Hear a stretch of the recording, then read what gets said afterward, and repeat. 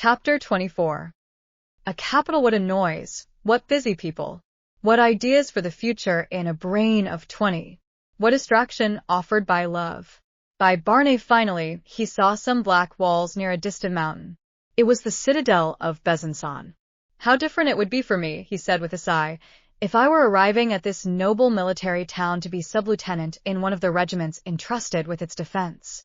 Besançon is not only one of the prettiest towns in France, it abounds in people of spirit and brains.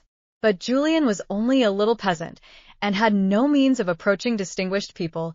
He had taken a civilian suit at Foucault's, and it was in this dress that he passed the drawbridge. Steeped as he was in the history of the siege of 1674, he wished to see the ramparts of the citadel before shutting himself up in the seminary. He was within an ace 2 or 3 times of getting himself arrested by the sentinel. He was penetrating into places which military genius forbids the public to enter, in order to sell 12 or 15 francs worth of corn every year. The height of the walls, the depth of the ditches, the terrible aspect of the cannons had been engrossing him for several hours when he passed before the great café on the boulevard. He was motionless with wonder. It was in vain that he read the word café, written in big characters above the 2 immense doors. He could not believe his eyes. He made an effort to overcome his timidity. He dared to enter, and found himself in a hall 20 or 30 yards long, and with a ceiling at least 20 feet high. Today, everything had a fascination for him. 2 games of billiards were in progress. The waiters were crying out the scores. The players ran round the tables encumbered by spectators. Clouds of tobacco smoke came from everybody's mouth and enveloped them in a blue haze. The high stature of these men, their rounded shoulders, their heavy gait, their enormous whiskers, the long-tailed coats which covered them, everything combined to attract Julien's attention. These noble children of the antique Byzantium only spoke at the top of their voice. They gave themselves terrible martial airs. Julien stood still and admired them. He kept thinking of the immensity and magnificence of a great capital like Besançon.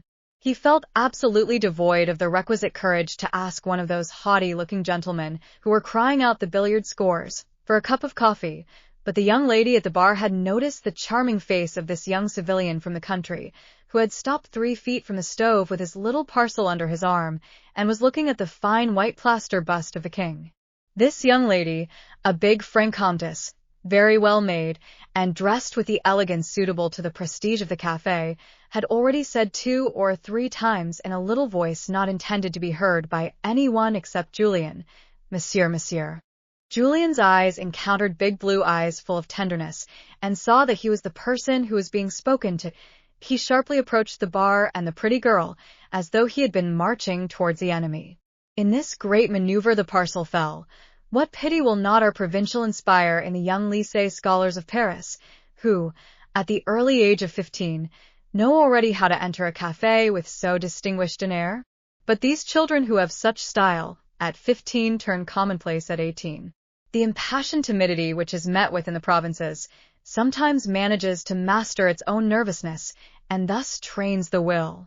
I must tell her the truth, thought Julien, who was becoming courageous by dint of conquering his timidity as he approached this pretty girl, who deigned to address him. "Madam, this is the first time in my life that I have come to Besançon. I should like to have some bread and a cup of coffee in return for payment." The young lady smiled a little, and then blushed. She feared the ironic attention and the jests of the billiard players might be turned against this pretty young man. He would be frightened and would not appear there again. "Sit here near me," she said to him, showing him a marble table almost completely hidden by the enormous mahogany counter which extended into the hall. The young lady leant over the counter, and had thus an opportunity of displaying a superb figure. Julien noticed it. All his ideas changed.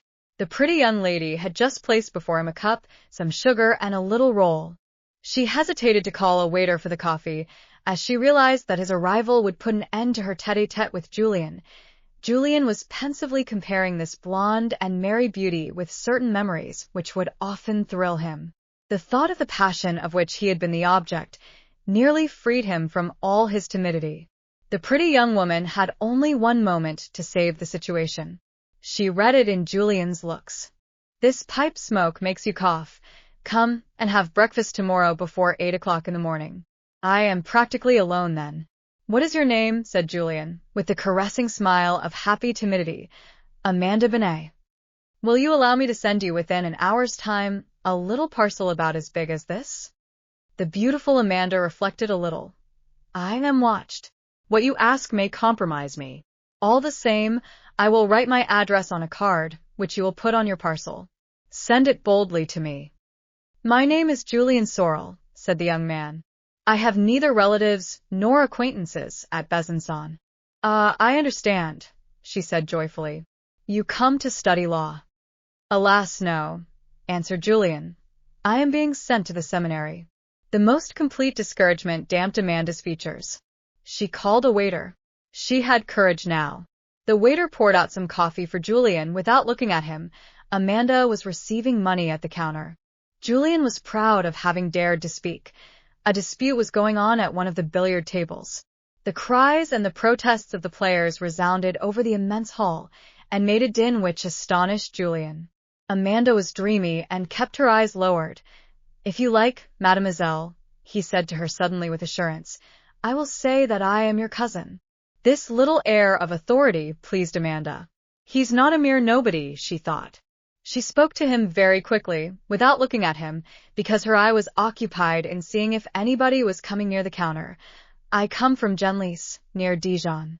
Say that you are also from Genlis, and are my mother's cousin. I shall not fail to do so. All the gentlemen who go to the seminary pass here before the café every Thursday in the summer at 5 o'clock. If you think of me when I am passing, have a bunch of violets in your hand. Amanda looked at him with an astonished air. This look changed Julien's courage into audacity. Nevertheless, he reddened considerably as he said to her, I feel that I love you with the most violent love. Speak in lower tones, she said to him with a frightened air. Julien was trying to recollect phrases out of a volume of the Nouvelle Heloise which he had found at Vergy. His memory served him in good stead.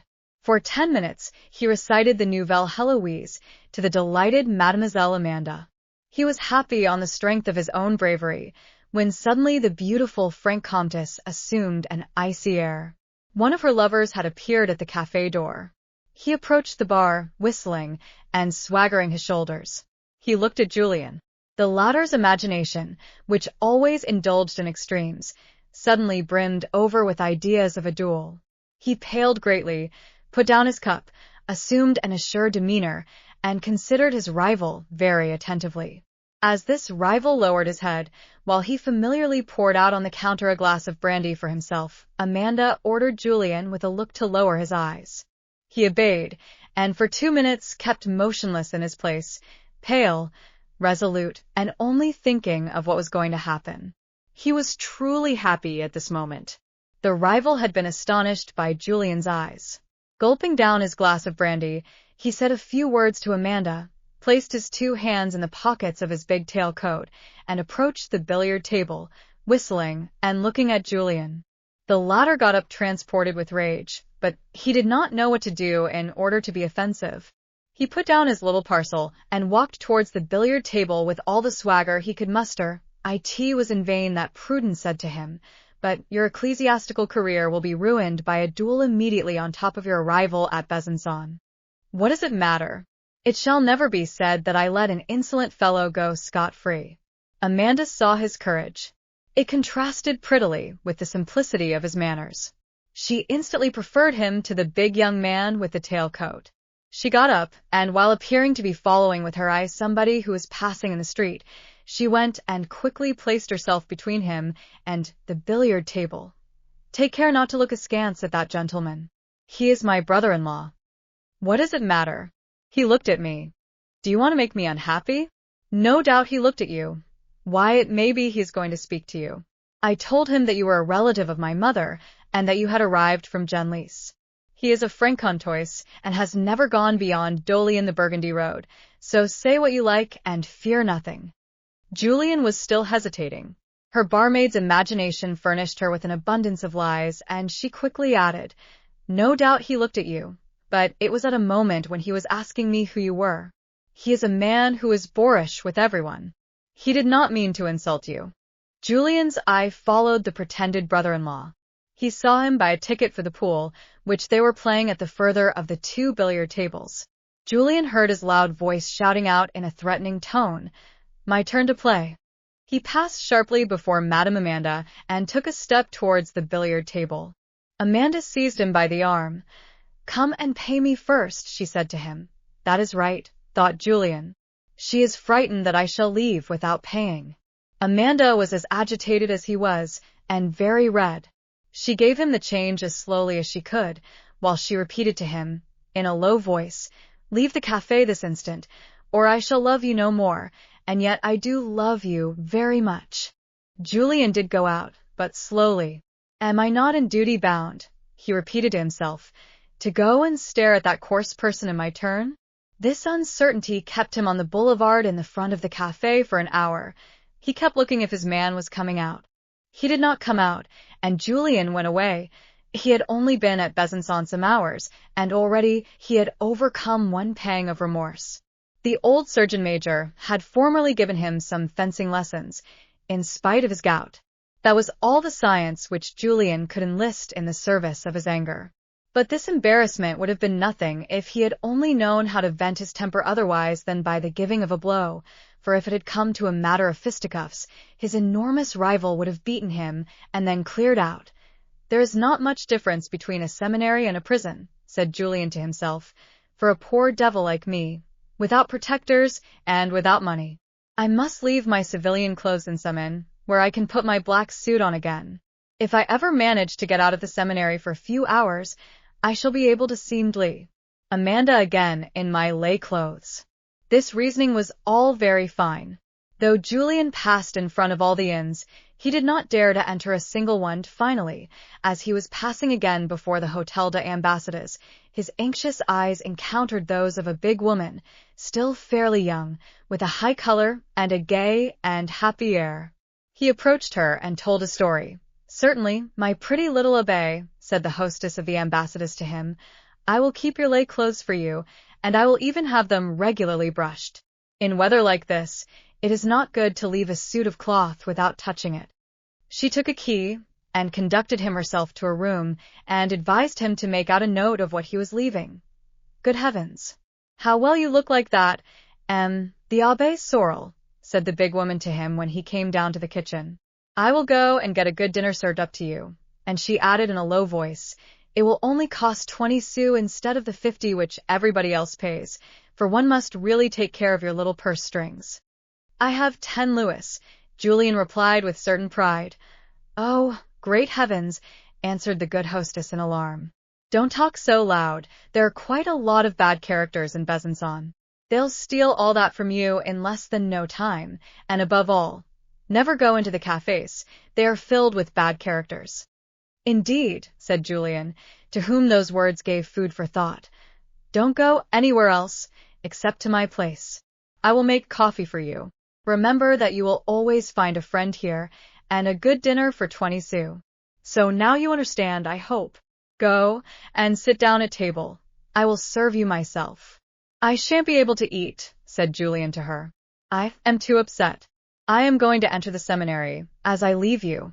The good woman would not allow him to leave before she had filled his pockets with provisions. Finally Julien took his road towards the terrible place. The hostess was standing at the threshold, and showed him the way.